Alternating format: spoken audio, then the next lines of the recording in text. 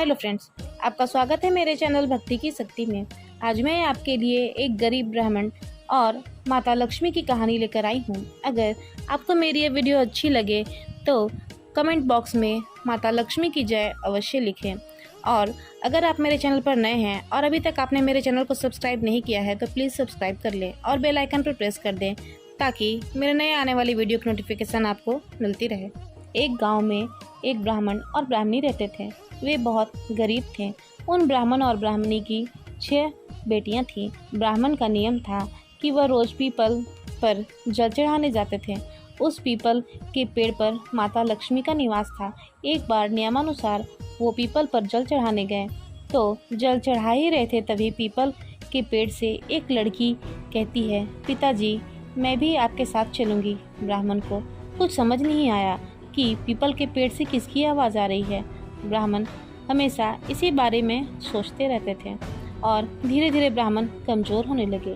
तब एक दिन ब्राह्मणी ने पूछा कि क्या बात है, आपको क्या परेशानी है, आप क्यों कमज़ोर होते जा रहे हैं। ब्राह्मणी के पूछने पर ब्राह्मण ने कहा कि मैं जब पीपल सींचने जाता हूँ तो पीपल के पेड़ से एक लड़की की आवाज़ आती है और वह कहती है, पिताजी मैं भी आपके साथ चलूँगी। तब ब्राह्मणी बोली, ठीक है, कल आप उसे अपने साथ ले आना। हमारे 6 बेटियां हैं, जहाँ 6 है वहाँ 7वीं और सही। दूसरे दिन ब्राह्मण उस लड़की को अपने साथ ले आए। उन्होंने उसका नाम कीर्ति रखा। उस दिन ब्राह्मण आटा मांगने गए तो उन्हें थैला भर भर कर आटा मिला।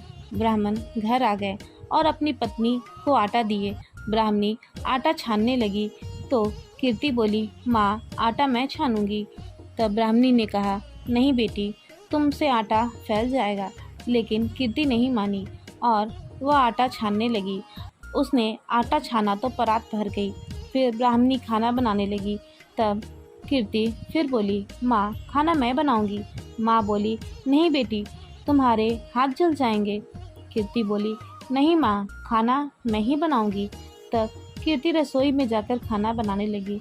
कीर्ति ने रसोई में 56 प्रकार के भोजन बनाए, सबको पेट भर भर कर खिलाई और दिन सब लोग भूखे ही रह जाते थे। लेकिन उस दिन सबने पेट भर भर कर खाना खाया। सब खाना खा चुके थे। तभी अचानक ब्राह्मणी के भाई आ गए और वे बोले, दीदी मुझे भूख लगी है, मैं खाना खाऊंगा।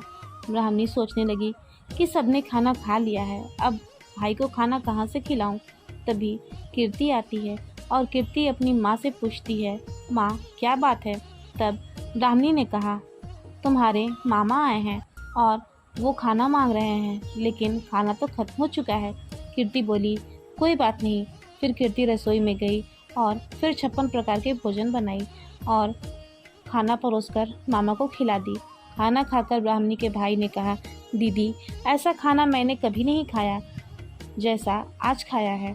तब ब्राह्मणी ने बताया कि भाई आज खाना तेरी कीर्ति भांजी ने बनाया है, मामा खाना खाकर चले जाते हैं। शाम हुई तो कीर्ति बोली, माँ चौका लगाकर चौका का दिया जला दी हूँ, अब मैं सोने जा रही हूँ। माँ मैं कोठे में सोऊंगी। तब माँ बोली, नहीं बेटी, तुम कोठे पर मत सो, तुम्हें वहाँ डर लगेगा। कीर्ति बोली, नहीं माँ, मैं तो कोठे में ही सोऊंगी। और कीर्ति जाकर कोठे में सो गई।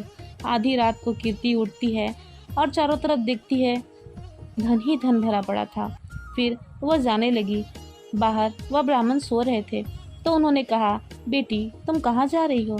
तब कीर्ति बोली, मैं तो लक्ष्मी माता हूँ, आपकी 6 बेटियाँ हैं तो आपकी दरिद्रता दूर करने आई थी।